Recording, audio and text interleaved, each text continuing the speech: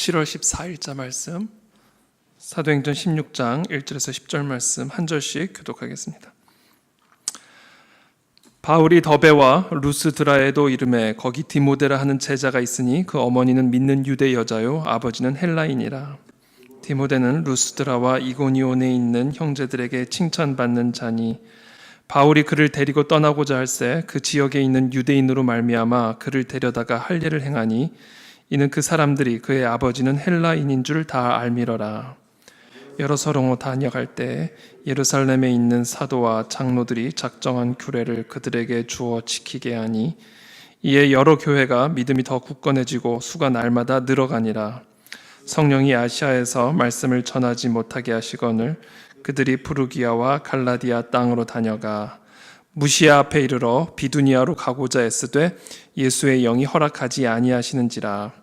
무시아를 지나 드로아로 내려갔는데 밤에 환상이 바울에게 보이니 마게도냐 사람 하나가 서서 그에게 청하여 이르되 마게도냐로 건너와서 우리를 도우라 하거늘 바울이 그 환상을 보았을 때 우리가 곧 마게도냐로 떠나기를 힘쓰니 이는 하나님이 저 사람들에게 복음을 전하라고 우리를 부르신 줄로 인정함이로라. 아멘. 네, 어저께 우리 본문 말씀에 사도 바울이 이제 그 바나바와 결별을 하고 사역지를 이제 가르죠. 그래서 바나바는 마가라 하는 요한을 데리고 구브루로 가고 바울은 실라를 택해서 수리아와 길리기아로 서로 이제 결별하여 각자의 사역지에서 교회들을 견고하게 하는 그런 모습들이 기록이 되어 있습니다. 그래서 많은 설교자들은 이 부분에서 이제 이 바울과 바나바가 서로 다투고 갈라선 부분에 대해서 매우 비판적으로 보는 경향들이 있고 또 그렇게 설교를 해왔지만 그러나 이것을 반드시 비판적으로만 볼 필요는 없다라는 말씀을 제가 어저께 드렸습니다. 어저께 말씀드린 것처럼 바울이 이 마가라 하는 요한을 데리고 가기를 거부했던 이유는 오늘 영어 성경이 좀 더 명확하게 나와 있듯이 그를 데리고 가는 것이 지혜롭지 않다라고 판단을 했기 때문이라 말씀을 드렸습니다. 단순한 감정의 문제가 아니라 어떤 자격의 문제를 거론했던 것 같습니다. 그래서 사도 바울이 그 부분에 대해서 타협하지 않고 끝까지 다투어서 결국은 바나바와 갈라서서 바나바는 마가라 하는 요한을 데리고 가고 또 바울은 실라를 택해서 서로 다른 사역지로 가서 이 교회를 견고하게 하는 그런 모습들이 어저께 기록이 되어 있었죠. 오늘은 디모데라 하는 제자를 추가적으로 영입을 합니다. 바울이 더베와 루스드라에도 이르매 거기 디모데라 하는 제자가 있으니 그 어머니는 믿는 유대 여자요 아버지는 헬라인이라. 유대 어머니 그리고 헬라 아버지 밑에서 성장한 디모데라 하는 사람을 자신의 제자로 택하여 동역하게 하죠. 이 디모데에 대해서 어떤 사람인지 조금 더 구체적으로 나와 있는데 2절에 보면 디모데는 루스드라와 이고니온에 있는 형제들에게 칭찬받는 자니 바울이 그를 데리고 떠나고자 할새 그 지역에 있는 유대인으로 말미암아 그를 데려다가 할례를 행하니 이는 그 사람들이 그의 아버지는 헬라인인 줄 다 알미러라. 사실 이 디모데를 데리고 사역을 하는 데 있어서 상당히 사실 어려운 부분이 있을 수 있는 부분이 뭐냐면 아버지가 헬라인이었죠. 헬라인. 이방인의 아들이죠. 그러니까 디모데도 어떻게 보면 이방인이라고 말할 수가 있겠죠. 이방인의 피가 흐르는 이방인 디모데를 자신의 동역자로 세우고 함께 사역을 해 나가는 데 있어서 사도 바울이 한 가지 조치를 취합니다. 그 조치가 뭐냐면 할례를 행하게 하는 것이죠.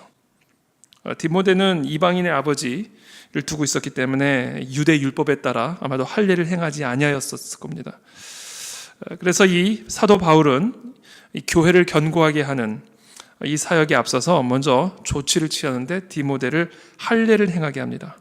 그 이유를 3절에 이야기하고 있는데 그 이유는 사람들이 지금 이 바울이 데리고 떠나고자 할 그 지역에 있는 많은 유대인들이 이미 그의 아버지가 헬라인인 줄을 알고 있었기 때문이다라는 것이죠.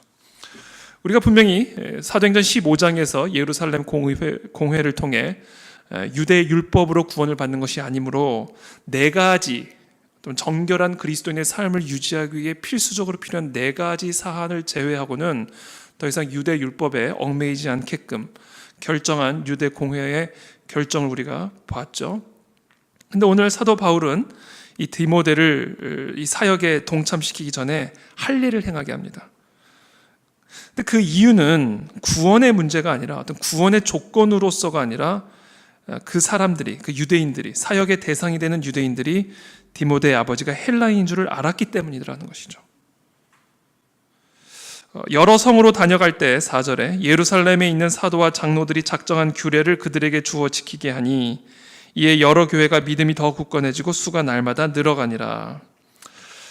사도 바울이 이와 같은 조치를 취한 이유는 구원의 조건으로서가 아니라 선교의 전략으로서 디모데에게 그와 같은 조치를 취한 것을 우리가 이 본문을 통해서 확인을 할 수가 있습니다. 선교의 전략이라는 것이죠. 전략. 제가 어저께도 강조해서 말씀을 드렸습니다만 본질이 되는, 이 교회의 본질이 되는, 부흥의 본질이 되는 이 복음, 이 타협할 수 없고 변질될 수 없는 이 복음을, 그 복음을 받아들이는 사람들과 그 문화적 상황에 맞게 전달할 수 있는 여러 구체적인 전략들을 우리가 가져야 된다라는 말씀을 드렸죠. 그 전략적인 차원에서 사도 바울은 마가라 하는 요한과 함께 동역하기를 거부했고, 추가적으로 디모데라 하는 헬라인 아버지 밑에서 성장한 디모데를 취해서 유대인 교회를 다니며 또 이방인 교회를 다니며 그리스도의 복음을 증거하는 이런 전략적인 모습들을 우리가 볼 수가 있습니다.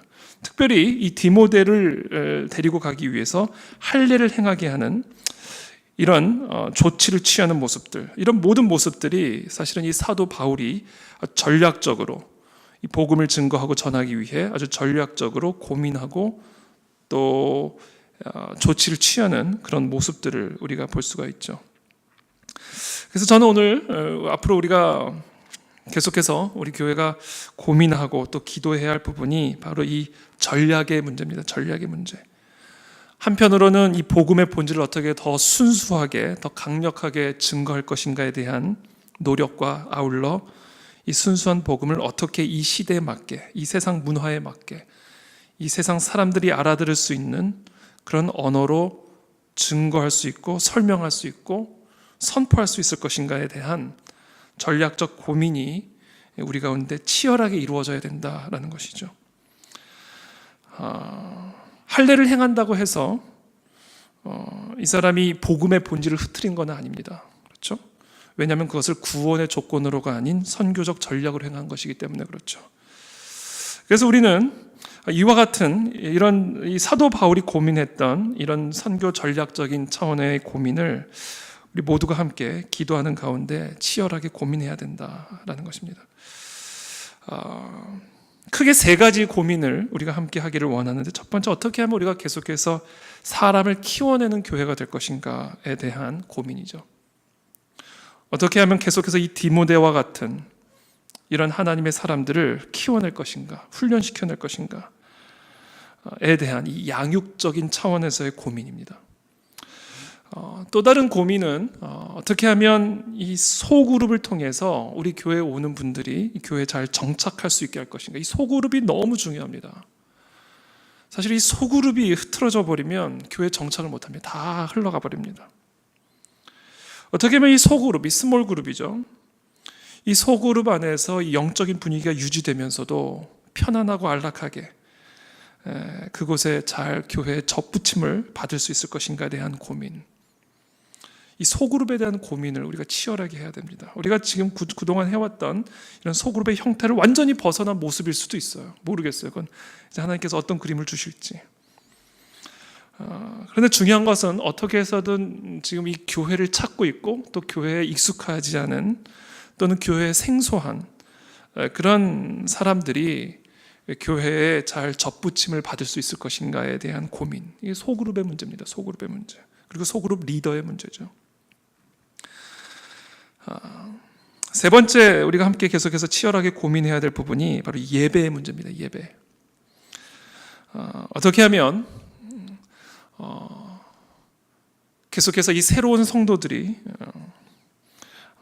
너무나 큰 높은 장벽을 넘어가지 못하는 그런 예배의 모습이 아니라 정말 그 장벽들을 낮추고 그러나 순수한 복음의 본질이 흐트러지지 않은 그런 어떤 예배의 모습들, 현대 문화에 익숙한 오늘날 많은 사람들이 정말 살아있는 하나님의 임재를 느낄 수 있는, 그리고 그 하나님의 복음의 역사를 경험할 수 있는 그런 예배의 모습들을 우리가 어떻게 만들어갈 것인가.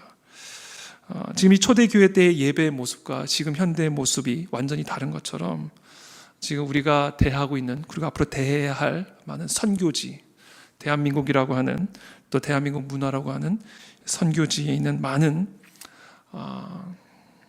백성들에게 어떻게 하면 초대할 수 있고 그들이 와서 함께 하나님을 만날 수 있는 그런 예배 문화들을 만들어갈 것인가에 대한 고민. 저는 이 세 가지 고민이 앞으로 구체적으로 우리가 함께 기도하는 가운데 고민해야 될 부분이라고 생각하고요. 특별히 이 고민을 해가는 데 있어서 젊은 세대들의 도움이 많이 필요합니다. 젊은 세대들의 도움. 우리가 지금까지 해왔던 방식은 우리가 다 익숙합니다. 그러나 우리가 지금 이 교회 문화에 익숙한 사람들하고만 지금 교회를 해 나갈 것이 아니라 선교적인 교회의 사명을 감당하기 위해서는 지금 이 시대 문화에 더 익숙한 젊은 세대들의 아이디어와 도움들이 많이 필요합니다. 그래서 우리가 함께 지금 이 전략적으로 이 디모데를 택하고, 그래서 이방 지역 또 유대인들이 있는 지역들을 다니며 그리스도의 복음을 전하기 위해서 여러 가지 전략적 고민을 하고 있는 이 사도 바울의 모습처럼 우리가 오늘날 이 시대에 하나님의 이 땅끝까지 복음을 전하라는 이 선교적 사명을 감당하는 교회가 되기 위해서 우리가 함께 고민해야 될 부분들, 바로 이 세 가지다라는 것이죠. 제자 양육, 스몰 그룹, 그 다음에 예배 문화입니다. 이와 같은 것들을 통해 우리는 자연스럽게 구제와 선교 사역, 다양한 형태의 이 세상에 영향력을 끼칠 수 있는 그런 사역들이 흘러나가기 시작할 것이라는 것이죠. 이것을 위해서 우리가 함께 계속해서 기도하면 좋겠다, 또 기도해야 한다라는 겁니다. 그런데 이것이 단순히 사도 바울의 어떤 전략적 고민으로만 이루어지는 것은 아닙니다. 사도 바울은 이와 같은 치열하게 자신의 주변 환경들을 치밀하게 살피며 어떻게 하면 이 복음을 효과적으로 전달할 수 있을 것인가에 대한 아주 실질적이고 전략적인 고민을 했을 뿐 아니라 그보다 앞서 성령의 움직임에 매우 민감하게 반응했다라는 사실입니다. 6절부터 이런 말씀이 기록이 되어 있죠. 성령이 아시아에서 말씀을 전하지 못하게 하시거늘 그들이 부르기아와 갈라디아 땅으로 다녀가 무시아 앞에 이르러 비두니아로 가고자 애쓰되 예수의 영이 허락하지 아니하시는지라. 무시아를 지나 드로아로 내려갔는데 밤에 환상이 바울에게 보이니 마게도냐 사람 하나가 서서 그에게 청하여 이르되 마게도냐로 건너와서 우리를 도우라 하거늘 바울이 그 환상을 보았을 때 우리가 곧 마게도냐로 떠나기를 힘쓰니 이는 하나님이 저 사람들에게 복음을 전하라고 우리를 부르신 줄로 인정함이로라. 사도 바울의 계획이 있었습니다. 아시아로 그곳에서 말씀을 전하고자 하는 계획이 있었으나 무시아 앞에 이르러 비두니아로 가고자 애쓰되 예수의 영이 허락하지 아니하시는지라. 성령님이 그 길을 막는 것을 사도 바울이 경험하게 되죠. 그리고 나서 밤에 환상이 바울에게 보이며 마게도냐 사람 하나가 마게도냐로 건너와서 우리를 도우라 하는 이 환상을 보고 사도 바울이 본인의 계획들, 본인의 전략들을 철회하고 이 성령의 환상을 따라 마게도냐로 건너가 그곳에서 복음을 전하는 그런 모습들이 또 오늘 이 본문에 기록이 되어 있습니다. 그래서 오늘 우리가 함께 종합적으로 오늘 이 본문을 묵상을 한다면 우리가 이 세상의 현실들, 또 이 문화적 컨텍스트들, 그리고 그 문화 속에서 살아가는 사람들을 잘 연구하고 살펴보는 이런 전략적 고민을 치열하게 함과 동시에 성령에 민감하여 성령의 인도하심을 따라 우리 그 안에 진리교회를 통해서 이루고자 하시는 그 선교적인 목적, 또 선교적인 열매들을 우리가 기도하는 가운데 인도함을 받아야 한다라는 것입니다. 그래서 사도 바울의 사역에 보면 이와 같은 이 균형감이 언제나 있었음을 우리가 볼 수가 있죠. 성령에 매우 민감하게 성령의 인도하심을 따름과 동시에 그러나 그들이 처한 문화적, 상황적 상황 속에서 그리고 그 사람들을 치밀하게 살펴보는 가운데 치밀한 전략들, 치열한 전략적 고민들 하는 이런 균형 잡힌 사도 바울의 사역적인 모습을 우리가 오늘 이 본문을 통해서 엿볼 수가 있습니다. 그래서 오늘 정말 다양한 필요들이 있는 이 시대 가운데, 그리고 정말 다양한 문화가 공존하고 있는 이런 세대 속에서 우리가 어떻게 변치 않은 이 복음의 본질을 가감없이 선포하면서도 다양한 필요와 다양한 문화적 상황 속에서 살아가는 대중들에게 이 그리스도의 복음을 증거할지에 대한 이 선교적인 고민들을 우리가 기도하는 가운데 함께 해나가며 성령의 인도하심을 받는 우리 그 안에 진리교회가 될 수 있게 되기를 예수 그리스도의 이름으로 기도하고 축복합니다. 제가 기도하겠습니다. 살아계신 하나님 감사합니다. 오늘 주신 이 말씀을 저희들이 기억하며 정말 성령 하나님의 인도하심을 저희들이 받게 되기를 원합니다.